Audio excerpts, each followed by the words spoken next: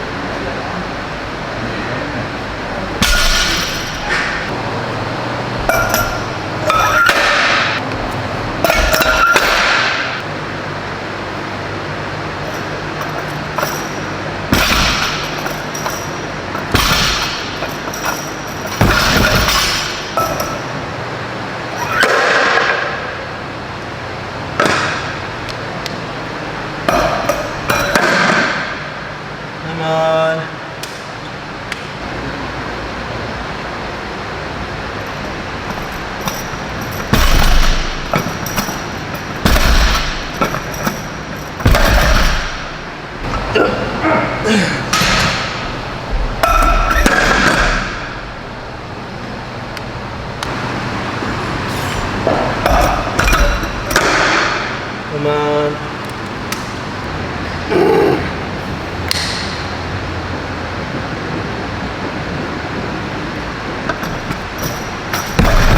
Fuck you.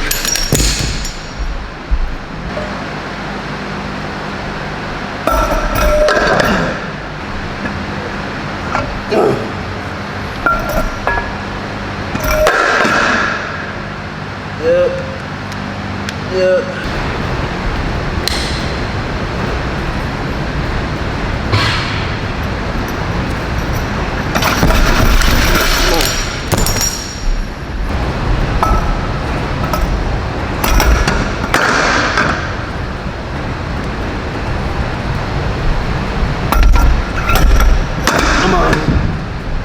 Come on.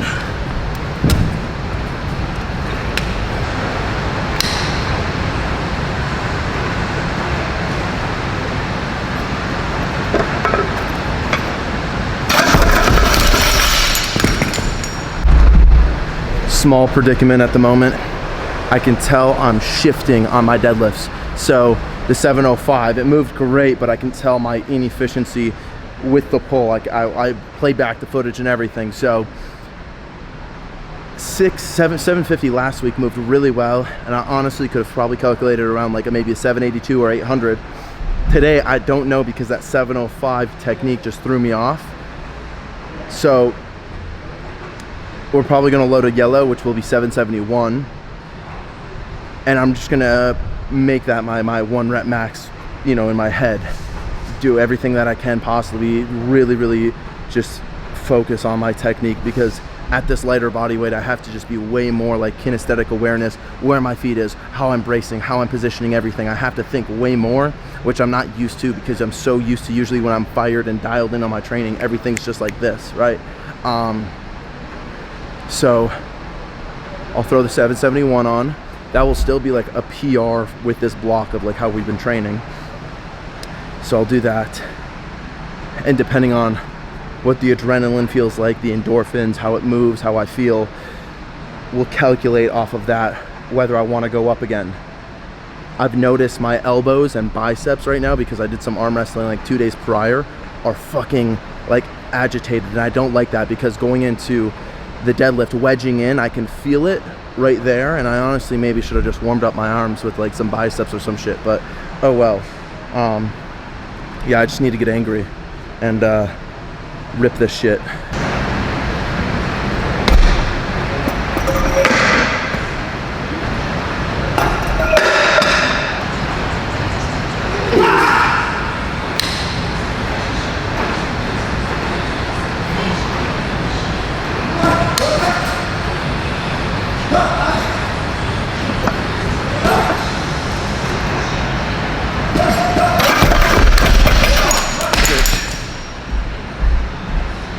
Okay, we'll stay right there.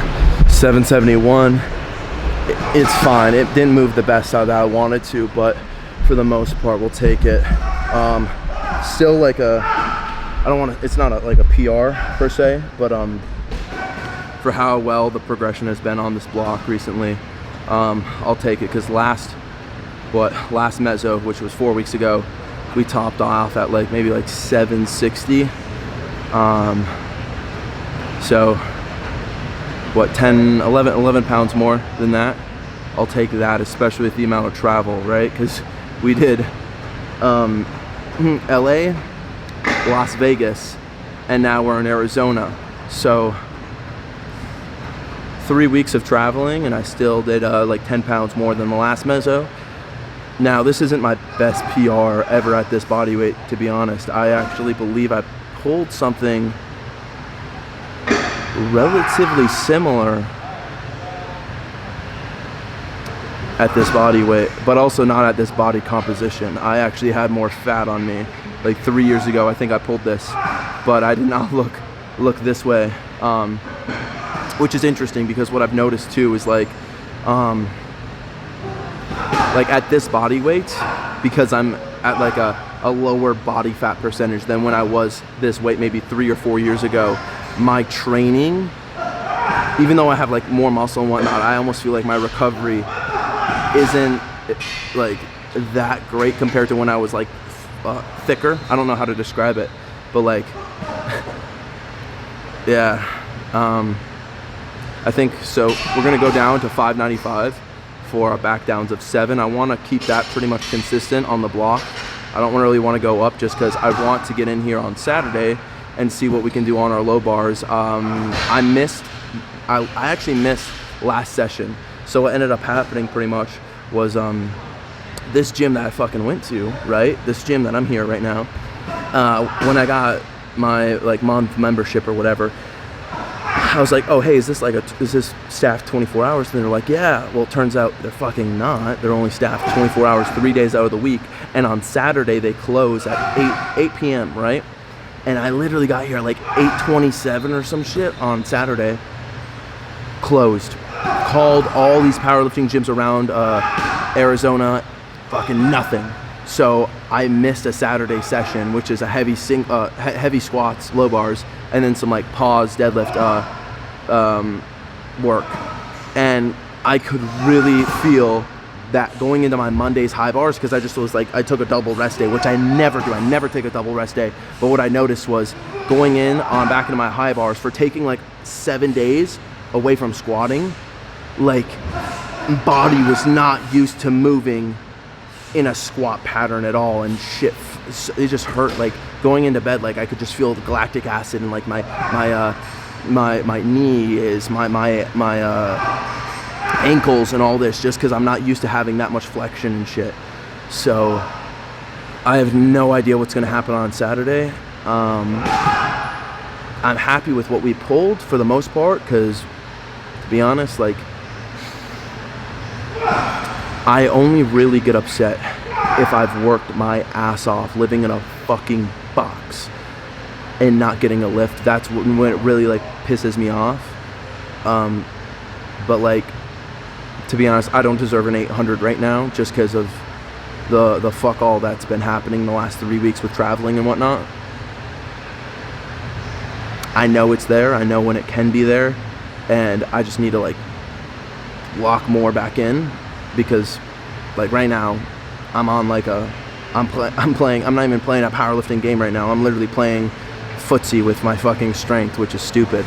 If I want to be stronger, you know, if I want to be my best in powerlifting sense, like I have to go back into the freezer per se, like get back into my fucking box, and it's not the funnest thing. And it is one of those things where I've had some like thoughts on it, whether like is this what I should do? Do I want to do this? All this shit. And it's stupid, because it's like, why the fuck am I thinking like this? But it's one of those things where presented with different opportunities gives you different endorphins, let's say, right? But I fucking know I can pull 1,000. I fucking know it. I can feel it in my soul, in my bones. And I just don't think I can sleep. I don't think I can rest, knowing I'm not fucking doing it, you know? It's a weird feeling where I know I can do it, and I hate the person that goes like, oh, I could have done this, I could have done that, and they don't fucking do it. It really pisses me off. Like, it angers me, and I'm never one of those people where I want to be like, oh, well, yeah, I could have done this, I could have done that, when I can just commit to my time to doing it. You know, as much as I like looks maxing and fucking model looking, not a lot of people have pulled 1,000 pounds. Not a lot of people, I don't think anybody in the exact position that I'm in would have pulled 1,000 pounds. And maybe I'll be more comfortable with like not training strength after I pull my 1,000. Maybe not. Maybe I'll be fucking even more motivated, but I've had that goal for such a long time in my head. Even being like even after like hitting a couple numbers like 700, 670, 700, 715, 750s, 800s, like that 1,000 has been just lurking in the back, just staring at me. And when I pulled that 900 on the pound plates, like it really kind of solidified how close I was. And I want that 1,000 on pound. Like I don't give a fuck if it's on kilos. Like I don't care. I care even if it's on pounds. Like I'm fine with that. You know, I just like that number because I want that thumbnail. I want that YouTube video. I want that progression to add to my you know, one tick off my what I've achieved. And there's plenty of fucking powerlifters that are like, oh, I'm not done in competition. I don't give a fuck. Right? I just want that number. I'd be happy with it. And maybe after I do it, I'm not going to be happy with it, but like the journey to get to it, will give me happiness. And it's, even though it's going to be like one of those things where it's going to be so fucking painful. And I think I'm easing more back into it. But when I was like 210, when I cut down to 210, I shit you not, I haven't even really talked about this too much, but my body felt like shit, especially when I pulled that 900. Like my body was fucked. Like my elbows, my spine, my knees, like to the touch when it was 210. And I honestly, like, it fucking made me sad to even fucking train, where I just was like barely eating and I just was like barely trained. Like I was still training, but it was like half-ass training. And like I had to pretty much like go back to my box of living. And it was weird because I was so used to eating like normal, like eating my healthy foods that I was eating on my diet when I was losing the weight. And then to like try to reverse not eating those things because I would need more calorie dense foods. Not only one was my fucking gut digestion being fucking weird with me, but two, like I almost had this weird mental barrier where I was like, I don't want to call it a fucking food addiction or whatever, but it was like, it was just getting hard. It was hard because when you go from not eating a lot of food with going to bed hungry, constantly being in a hunger state, like waking up and just doing fucking chores and doing shit while being with no food, versus like stuffing your face, getting full 24/7, you're trying to be, you're feeling more lethargic, you feel full and whatnot. Those are two complete opposite sides of the spectrum, and I've accomplished both. I've accomplished going to be a fucking fat fuck, 250-pound strong man motherfucker, and a 210 aesthetically lean looking motherfucker. And then now I'm back into this limbo stage, more sort towards the lean thing, being 220. But once I get, I think, down back to the 235s, 240s, that will be like that in between, more so. And I'm fucking 100% sure my strength will be great at that point. But I really need, we're coming up on so much travel. Like I need, after this, you know, November, December, all this fucking winter arc shit, I'll be able to kind of cultivate back in Texas, living in a box. And maybe I'll go back to 21st. Maybe I'll go back there where I've hit all my PRs, and just, even though it's an hour away, like, nothing beats nighttime training, guys. Like, if you have been debating on going from morning to night, do it, because for me, I fucking unlock some shit when I go at night. But yeah, let's do some 595 back downs and make them all clean, make them all good, and then we can go into some bench and some other shit, and let's get this session over with. We hit our top set, what we should have done or what we needed to do, we did it. And we're on a nice journey. We're going back to eating in a surplus. We're going back to strength training. We're going back to trying to be a strong motherfucker. I don't mind it, but it is one of those things where, because it requires work and effort, sometimes I can get low on myself. You know, sometimes I can feel not disappointed, but like, just like, you know, because I was here, now I'm here, but I'm not really here, you know. And I'll get to here. Just requires time and effort, and I'm dedicated and I'm consistent, and I know I can get back to my peak strength eventually, but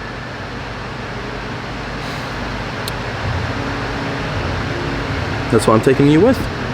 So yeah, let's get this done.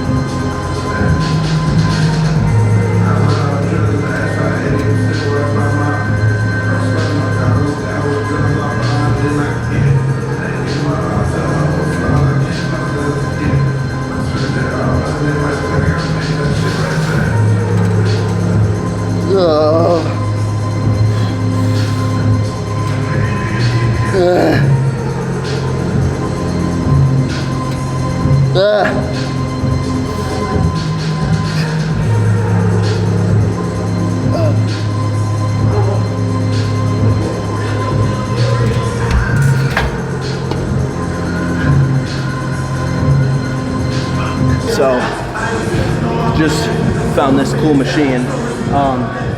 I was trying to use it like this, like double, and I just couldn't get a good feel for it. But I went into a single, and I almost like kind of brought my arm, almost like in an arm wrestling position, and then just focused on that time under tension, and that shit really felt nice. So I might add this more into my workouts. Oh fuck.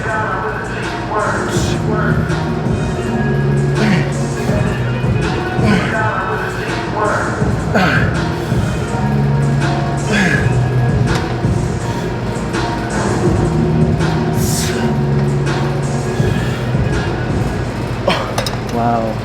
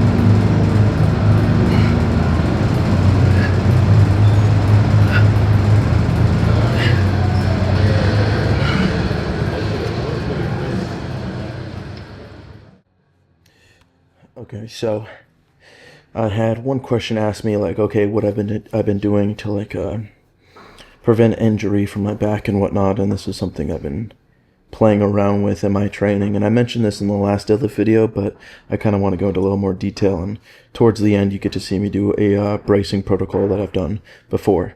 But like right now, you're seeing me use this ab machine. And I'm actually talking pretty highly about this. And when I eventually have my own training facility, I'll buy one of these things. But pretty much, I like the idea of like a fluid motion of being able to use this under load. And I'm not actually going like super, super heavy, but I like the idea that I can almost position my spine in a way that I'm not used to, especially in like powerlifting standards, where I'm so used to trying to get like a stiff spine, make sure that I'm like super, super tight. With this, I'm looking at it almost as like a prehab, rehab, mobility type thing. I don't even know what I would classify this yet as, but I think it's just super, super healthy in a joint and movement specific pattern. So right now I'm just doing this on the ab machine, and I'm slowly going up. The other thing that I want to mention right now, that hopefully I can slowly add more to my training, and you're seeing me test it out on this machine, because I've never actually used one of these, is a neck machine. Now, when I was a wrestler, I used to train my neck just because it was super, super healthy, not only for football when I was in football, but also wrestling, because I didn't want my opponent to be easily to snap down my neck. Now, in terms of concussions and whatnot, we know that it's actually not the blunt force of the impact. When it comes to concussions, it's actually the whiplash from the neck. Now, I think there is a strong carryover in spinal health when we can also isolate the neck in general. For me, I really wanted just to see how this movement felt, just because I had the opportunity of trying out this machine. Now, I have only 25 pounds on here, and I know no means I'm like super, super strong at this, but I didn't want to have it where I overdid it and then, felt it in the next week of my sessions, because this is a new movement for me in this specific movement on this machine. But I think there is great results to be having, not only with that ab machine that I was talking about previously, but also this neck machine. Now, there's two ways to do it. One is, almost like leaning backwards and tipping that head up, and then the other is tucking that chin. Now, for most people, I think they're going to be strong at bringing their head and back, or neck backwards, but to move the chin forward and tuck it, I think is a movement that not a lot of people are quite strong in, especially with, hopefully, as I add these maybe more into my workout, I can get stronger in, because just these movements in general, I think it's super, super healthy. And I have this weird conspiracy that the reason why we don't have a lot of these machines in standard gyms anymore is just due to the fact that like healthcare systems want you to do surgeries and whatnot. I don't know if you've ever seen the movie Bleed for This. I highly recommend it, but it's about this boxer who, really, really good boxer. He's going to go win a title, basically got in a fatal car accident and whatnot.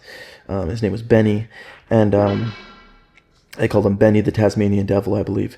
And anyways, got in a severe car crash, had his spine literally severed and whatnot, and they basically told him, like, hey, you're never going to be able to come back into boxing. Well, he trained his neck, he trained his back, he trained everything, but as a boxer, you need to have your neck strong and whatnot, and almost in any high-level sports. And I think there is still a good development in powerlifting to train the neck. But anyways, back to the story of Benny. He had it when that accident happened. He got into his training, trained his neck and whatnot, actually got super strong, and then he actually came back and won the heavyweight title. So highly recommend the movie Bleed for This. But that was one of the things that also motivated me more to train my neck. But I think just moving that vertebrae, the what is that, the C4, C5? I think that's the upper version. I might be wrong though. I think isolating that in conjunction with more that lumbar spine, and then on top of it with almost that whole spine, like in the ab machine, because the lumbar you kind of can get some movement in with like a reverse hyper. I think that's super nice and beneficial, even if you're not like loading it a lot.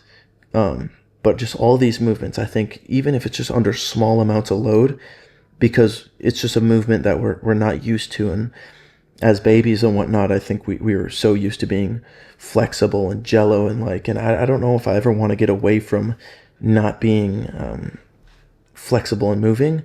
I think there's a degree where it's like, hey, you shouldn't be like abnormally flexible, especially in like powerlifting. I think it's good to be somewhat tight, but I don't ever want to make it where I can't ever fully reach my body. And this is something I'm kind of developing more in my training this year than I have in my previous years. Now, as you see me warming up and getting into this movement, this is a almost like a side ab machine, and this one is a great machine. I can't wait till I own one of these things. I actually found one on Facebook relatively earlier this month up in Minnesota. Hopefully I can pick it up, and I hope somebody who's watching this video isn't gonna get it. But anyways, yeah, this is a machine I want to add to my arsenal. Great machine. I think it's heavily underutilized. You don't see this machine in a lot of gyms anymore. I mean, if I were to say it in like an athletic standpoint, I think this is super beneficial. Wrestling, grappling, jiu-jitsu, even football and whatnot, because it's such a different movement. And I think I really felt it, not only in like not when I say traps, I'm not talking about your upper traps. I'm talking about the traps that go all the way down to your body. I felt it in there. I felt it in different joints, facet, regions around my lower spine. Super healthy machine. I can't wait till I own one. This is one of my bracing protocols that I've done before. I have a few others, but to be honest, my camera was dying, and I'll just make it another deadlift video if you guys want to see it. But what I'm doing here is a good warm-up. I'm doing this at the end of the workout just to show you guys, but typically I would do this in the beginning, whether that's squats or deadlifts. But I'm essentially putting a dumbbell on my belly button / like stomach area, and since it's a heavier weight, right? I tried doing this with a plate, and it's not as good compared to a dumbbell, but it can work. But anything heavy, realistically, when you'd have it on the belly, and what I'm doing is I'm allowing the weight to go down and press, far in, but I want to be able to lift that dumbbell through abdominal pressure and lift it as high as possible. So the only thing I'm using my fingers for is for the balancing act. But as you're watching me, I'm really letting that dumbbell go down into my stomach. And then I want to raise that dumbbell as high as possible. And what that's doing is it's essentially giving you that same feeling when you're pressing into your belt. You don't want to have that belt be a corset. You want to have it where you're pressing into that belt. Now, now we're on to like some flexing footage. This is what we're looking like right now at like 220 pounds. Probably the leanest and fullest I've looked at this weight. Last time I was around 220 in like a powerlifting competition standard was when I went and competed for Junior Nationals USAPL, which I won. Funny enough though, because my body composition's a little bit different, my leverages are also significantly different, even between those 2 years, or 3 years it's been, I believe. Whoa, back shot. Oh, look away, guys. It's a little fruity. But right now, I'm super happy with how the physique's looking, especially with the current realm of traveling, to be honest. But hopefully once we kind of get back to Houston and start living more into the box, then we can start getting to the heavier numbers. If I was around like maybe 220, 230-ish, and we get back to our 800 deadlifts comp standard, a 402 bench comp standard, and like a 661, 682 squat comp standard, I'd be very happy, especially with the density and leanness that we hold right now. Because this physique blows out my my junior nationals physique, and that's when I was relatively the same body weight. But one thing I kind of noticed is even if I'm similar body weight, the body composition has made it where, I have less fat on me. And because I have less fat, and you know how fat is one of those things where if you have more fat on your body, you're going to be a little more rounder in different areas. And I noticed that kind of helped me when I was younger. Funny enough, because like there's certain areas where I was holding on fat and my legs might have been, a little bit bigger compared to now, even if I have more muscle, just because I have less fat, if that makes sense. So like either like certain movement patterns are a little bit different compared to when I was my first my last 220 to now, in both like squats, bench, deadlift, all that. But yeah, I'm just gonna finish up the video on I'm gonna end that talking point. And yeah, hopefully I can make more of these videos if you guys like it. This is more of like a raw talking, lifting, and then a little recap with talking and whatnot. I hope you guys enjoyed it. I enjoy making these videos too. It's kind of nice, it's different. More of like a podcast, I feel like, and it gives my own little 2 cents of where I'm at in my training, body weight, and all that. So yeah, drop a comment if you want to see more of these videos. Hopefully in the next couple days or next week or so, when I get back on track, we can do a full day of eating and kind of get things started. But yeah, see you guys. Drop a comment if you want to see more of this stuff.